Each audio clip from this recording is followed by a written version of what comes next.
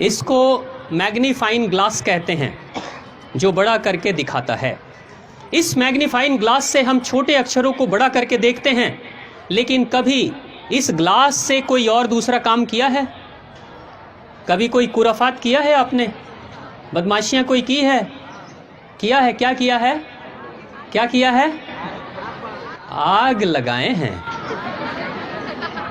कहां पे आग लगाए? हाथ में आग लगा दिए, कागज पे। ठीक है, अब एक बात बताओ, सभी जानते हैं, एक बाबूजी को पता चला वो तो इस वाले ग्लास से बच्चों से मांग के और अपनी बीड़ी सुलगा लिया करते थे। इस ग्लास में वो शक्ति है, लेकिन ध्यान से सोचना जरा। बस एक छोटा सा चिंतन, मैं आपके सामने एक सवाल रख रहा हूं। मान लो ये कागज है, ये हाथ नहीं है, ये कागज है। मान लो सूरज की किरणें हैं, ये ग्लास भी है, और मैंने सूरज की किरणों को अपने इस कागज पे फोकस किया।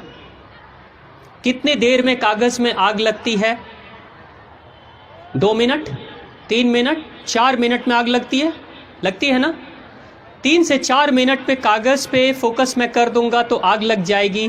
किरणें सूरज की हैं, ग्लास ये है और कागज है, तीनों को एक साथ एक जगह पे रखा, आग लग जाएगी।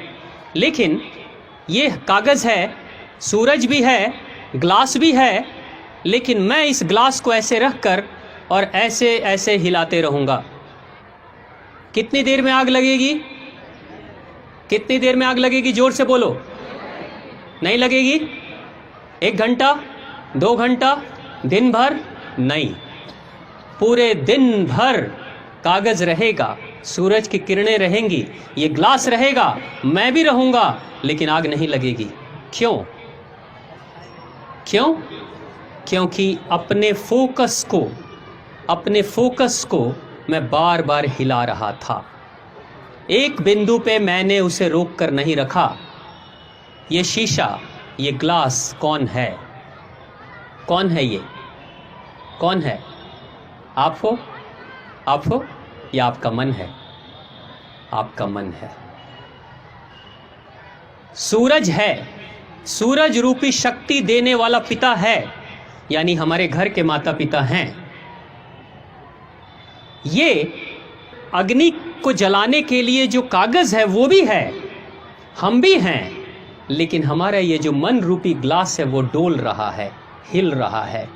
कभी पढ़ाई पे, कभी किचन में, कभी टीवी पे, कभी व्हाट्सएप पे, कभी फेसबुक पे, कभी मित्र के पास, कभी फिल्म में, कभी घूम लेते हैं, कभी दोस्ती कर लेते हैं, कभी कुछ और कर लेते हैं।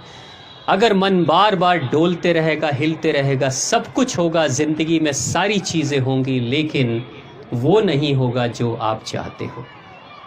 आपके सपने जीवन में कभी साकार नहीं होंगे। कितनी भी पढ़ाई कर लोगे, कितने भी अच्छे परिवार से होगे, कभी कुछ नहीं कर पाओगे जीवन में अगर मन आपका डोल रहा होगा तो। लेकिन अगर उस मन रूपी ग्लास को एक बार एक जगह पर टिका दोगे, सिर्फ 1 साल 2 साल, जिंदगी बदल जाएगी। सुभाष चंद्र बोस के पिता बार बार हंसते थे सुभाष चंद्र बोस पर कि तुम जीवन में कुछ कर नहीं पाओगे। सुभाष चंद्र बोस को ये बात बड़ी लगती थी, चोट लगती थी। सुभाष चंद्र बोस ने कहा, मन ही मन कि पिताजी एक दिन मैं दिखाऊंगा कि मैं क्या कर सकता हूं। सुभाष चंद्र बोस विदेश जाते हैं। आईसीएस की पढ़ाई हुआ करती थी लंदन में, जिसमें अंग्रेज छात्रों को उस पढ़ाई की तैयारी करने में 4 वर्ष लगते थे, 4 साल लगते थे।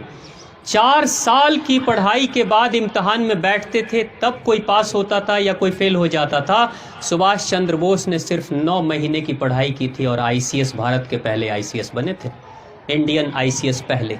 सिर्फ 9 महीने की पढ़ाई, वो जो 9 महीने अपने मन को रोक दिया ना, आग लग गई थी।